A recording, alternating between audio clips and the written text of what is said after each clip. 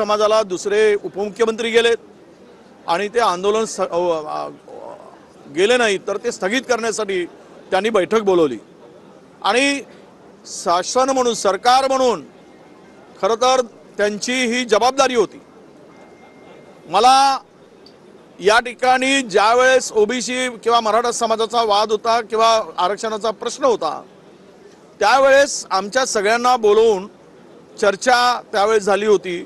त्यानंतर हे आंदोलन आणि महाराष्ट्रामध्ये उपोषण सुरू झालं, परंतु सत्ताधाऱ्यांनी मात्र विरोधकांना अजिबात विश्वासात घेतलं नाही आणि तुम्ही काय आश्वासित केलं होतं ते आम्हाला कधी सांगितलं नाही, काय लेखी स्वरूपामध्ये मराठा समाजाला तुम्ही दिलं ते सांगितलं नाही आणि मुख्यमंत्री महोदयांनी तर छत्रपती शिवरायांची शपथ घेऊन आम्ही मराठा समाजाला आरक्षण दिल्याशिवाय स्वस्थ बसणार नाही अशा प्रकारची शपथ घेतली।